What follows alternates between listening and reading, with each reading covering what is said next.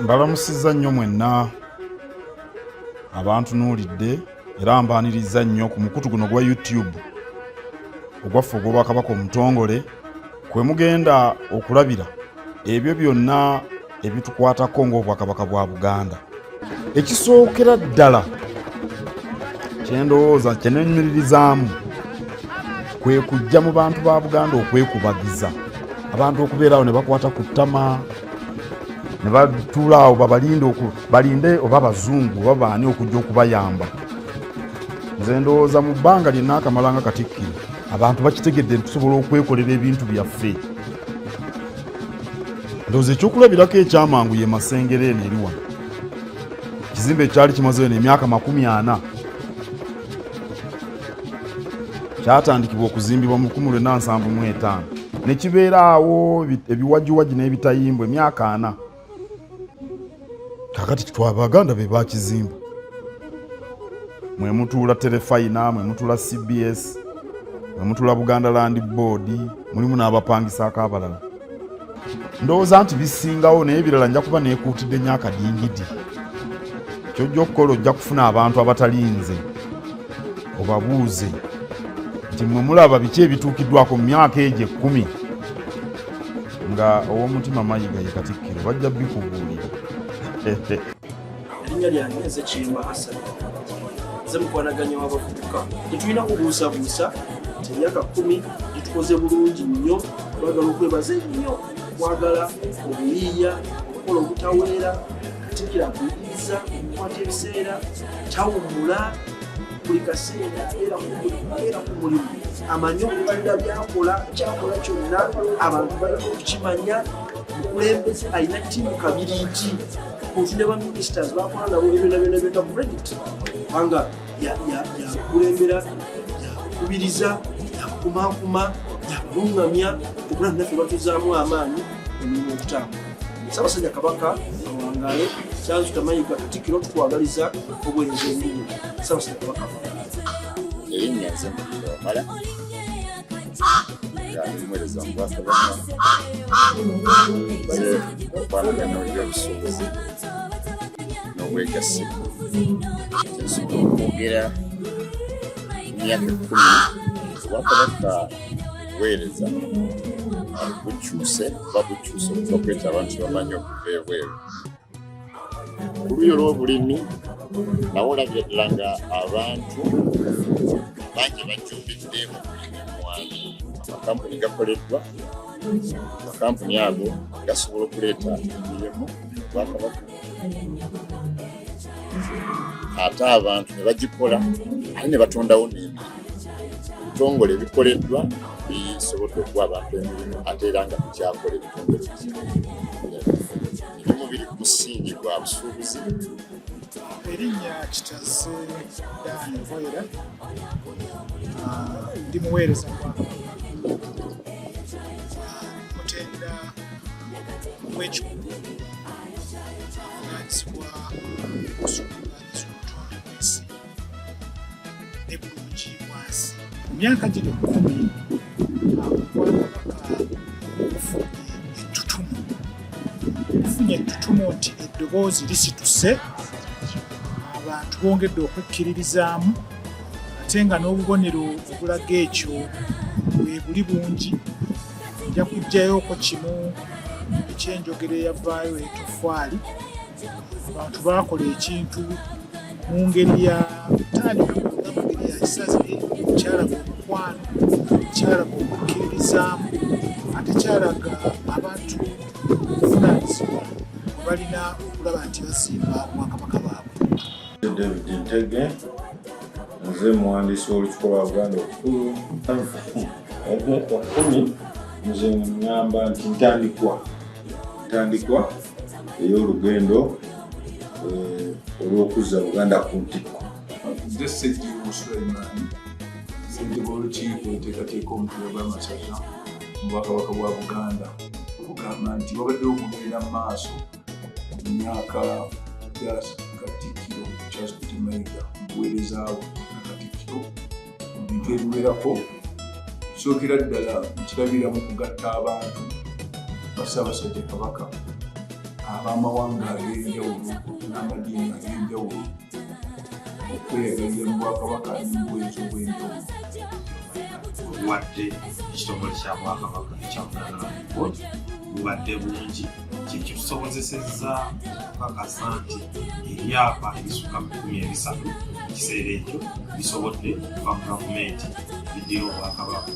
Ebyapa kumpi ebisukka mu 50 bisobodde okukyusibwa biva mu gavumenti biddira obwakabaka. Ensimbi obwakabaka zibadde nga bubanja gavumenti zikyali nyingi zisigaddeyo, naye era olaba ogenda okwetegereza era mu bukulembeze buno waliwo ebisobodde okuvaayo bisobola okujja okutambuza emirimu gya Ssaabasajja Kabaka. Oweekitiibwa Katikkiro akwatawo bwe yakugambanga nti fayiro ezo muzireete ku ssaawa 8 zikoleko ng'akukakasa otazireeta ku ssaawa 8 oyinza obutamusangawo. Bwe yakugambanga nti nja zimala ku ssaawa 10 ozinone, era bwe wagendanga ku ssaawa 10 kwa sekretale we nga ziwedde osobola ozikwata otambula n'ogenda. Omukulembeze awa amagezi aw'okulungamya, awo bawa omukisa okukola okuyiiya, naye n'abalungamya n'abazaamu n'amaanyi n'omukola. Ebintu ebimu bituyambye okugenda mu maaso ddala mu mupiira guno okw'amasaza. Nze nganze Oweekitiibwa ono mwenyumirizaamu mwegomba kubanga ensonga ze lwayogera eri abantu tebasigala kyekimu. Mwogezi mulungi ate si kwogera kunyumiza mboozi naye n'okwogera ensonga ddala ezivaayo eziyingira mu mitima gy'abantu ezikyusa endowooza zaabwe. Kyendowooza nti kino kikulu nnyo. Enneeyisa gyeyisaamu mu bantu ng'omukulembeze teyeegulumiza w'omusangira kujjako nga n'ebimukwatidde ddala nikugamba tagenda kuyita ku muntu nga tamukumusizza. Erinnya nze Nakayima Juliet, nzayaniriza abagenyi mu Bulange Mmengo. Era ebintu bye neenyumiriza mu Katikkiro emyaka 10 yakutte DDAMULA. Ye muntu atekkaanya, ye muntu afuba okubeera omuvujjirizi mu buli kimu, tugambe mu bintu nga ddungu.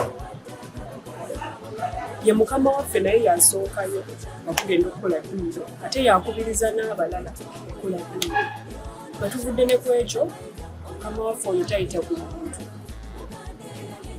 Buli waayita abuuza buli muntu oba ali ku ddaala lya wansi ku ye oba ali ku ddaala lya waggulu, ye buli omu amubuuza.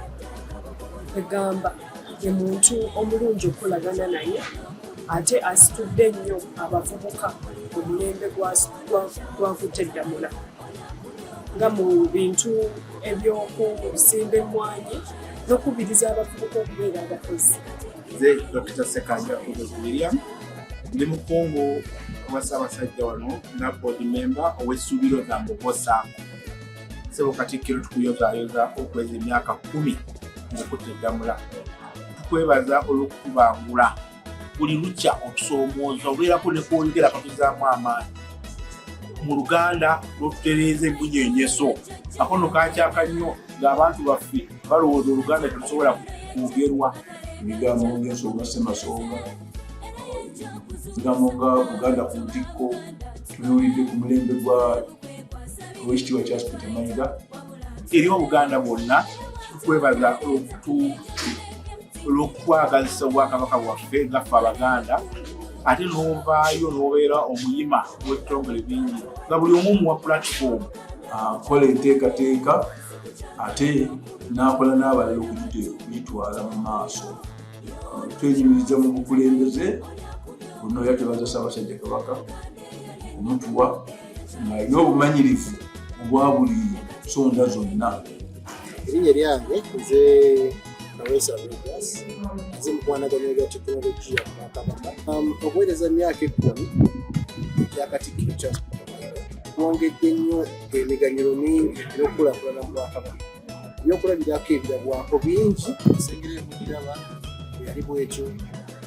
olubiri mu lulaba luze luyoyotebwa somukana aganatera okuggibwako enga tulabye nga amasomero mangi essomero lyaffe lya lubiri hayi funye kampasi y'ebuloba bintu bingi nnyo emyaka 10 biyinza n'okuba nga sisobola kunyirawo ekidda mu buweereza ekitongole kya tekinologiya kize kikulaakulana era bw'otuwako ku mbuga enkulu y'obwakabaka olanga kyoleka lwatu kitekinologiya tumukuba bintu bingi nnyo biyinza okuba nga soogeddeeko naye Katikkiro mu bufunze akulembedde bulungi alambise bulungi ayongedde omutindo ku nkola ey'obwerufu n'okuweereza mu bwesimbu bujjudde amazima. Erinnya nze Ronald Matovu era ndi munnamateeka mu ofiisi ya Ssaabawolereza. Myaka 10 akamala byonna atukulembedde bulungi era nebaza Beene yamukwasa Ddamula mwebaza okukunga Obuganda naddala ffe abavubuka ab'omulembe Omutebi okwenyigira mu federo w'ebikola. Akunze abavubuka kubeera abayiiya, kubeera abakozi, okwagala obuwangwa n'Obwakabaka era ataddewo enkolagana ennungi wakati w'Obwakabaka bwe Uganda. Amannya nze Goretina Bulime nakola mu ssomero za Mbogo Sacco era Katikkiro atuyambye nnyo ffe ng'abasuubizo za Mbogo Sacco okunga abavubuka bonna okujja okufugulawo akawunti. Twebaza okutukulembera obulungi era tukwagaliza ebirungi bingi nnyo era ng'okola omwegereze tutakusuuza kayanziko yogayoga Katikkiro yogayoga Ssaabasajja Kabaka awangaale. Nabuyonjo Hamira Chiba ndi muweereza Obwakabaka bwa Buganda mu Uganda Statistics Unit. Katikkiro Charles Peter Mayiga muntu w'abantu ate bwe kituuka kubaweereza akwataganira ddala naffe muntu mulungi nnyo era tusaba Katonda amwongere amagezi. Olwokutaano luno ennaku z'omwezi 12 Oweekitiibwa Charles Peter Mayiga agenda okuweza emyaka 10 Katikkiro wa Buganda. Emyaka gino 10 tugyenyumirizaamu olw'obukulembeze bwe obutusobozeseza okusooka ng'ebitongole by'Obwakabaka okufuna ettutumu n'okubaako ebintu bingi bye tukoze mu buweereza bwaffe eri abantu ba Kabaka. Katikkiro Mayiga ekisinga byonna atukubirizza okukolera Buganda n'okukolera mutima gwennyini obuguumirirwa abantu era okubatuusaako obuweereza. Omuntu ne bw'aba Katikkiro Mayiga tamwagala ng'omuntu naye tukkiriza nti ebikoleddwa mu myaka 10 bingi era birabikako ddala maaso. Ebitongole byaffe bingi byazzibwamu omuzinzi ate ne bigunjibwawo. Olwekyo tumwebaza nnyo olw'obukulembeze obulungi. Twebaza Ssaabasajja Kabaka eyamulengera n'amutuwa atuzizzaamu nnyo amaanyi n'atukubiriza bulijjo obuteekubagisa tugenda okulaba entambula y'ebitongole byonna okutwalira wamu tulongoose nnyo. Nze nga ssentebe w'abakulira ebitongole by'Obwakabaka nenyumiririza nnyo mu bukulembeze bw'Oweekitiibwa Charles Peter Mayiga okuba nti tuwadde ettutumu obaolyawo esingako etwalira naddala mu ntambuza y'emirimu ebitongole byaffe. Erinnya nze Beno Kivumbi enze Ssenkulu ow'essuubiro za Mbogo Sacco twala omukisa guno okuyozaayoza Kamalabyonna wa Buganda Oweekitiibwa Charles Peter Mayiga okuweza emyaka 10 ng'alamulirako Ssaabasajja era tuli basanyufu nnyo ffe ng'abavubuka ba Buganda okuba nti atulambise bulungi okuva Ssaabasajja bwe yatukwasa ffe abavubuka omulembe gwe ate Oweekitiibwa Katikkiro atubuzeebuze bulungi nnyo okulaba nti nno kati omuvubuka wa Buganda alina waali. Essuubiro za Mbogo Sacco ekitongole ky'enkulembera kyatandikibwawo ku mulembe gwa Katikkiro era kiyambye abantu bangi. Kale tumuyozaayoza nnyo okulaba nti nno ekisuubiro za Mbogo Sacco weeri ffe ekisooka mwe tufunye emirimu ffe ng'abavubuka. Oweekitiibwa Katikkiro omumanyi ng'omuntu omugezi ennyo ate era simanyi oba olwokuba nti munnamateeka naye amagezi gabeera ga butonde. Ye Oweekitiibwa Katikkiro njagala okumusiima olw'ekyo musajja mugezi ayagala nnyo okusoma neyiiya nnyo mukozi kwegamba ebyokumuyigirako bingi n'ebyokulabirako bingi. Musajja akoze ebintu ebyenjawulo, akoze atukulembedde obulungi, atutte obwakabaka mu maaso, ate era tumwebaza nnyo olw'ensonga eyo. Ssaabasajja Kabaka sinza kulema okusiima nteekateeka eri wansi wa Katikkiro Oweekitiibwa Charles Peter Mayiga nti bw'otunuulira enteekateeka egobererwa okuweereza naddala kye tuyita namutayiika, kulabira ddala nga enteekateeka ya muggundu. Ndi wa mukisa, ndi omu ku abo abavubuka ababaddewo nga Katikkiro atandika obuweereza bwe, ate ndi omu ku abo abayise mu ngalo ze. Charles Peter Mayiga, Katikkiro tukwagaliza obuweereza obulungi. Ssaabasajja Kabaka.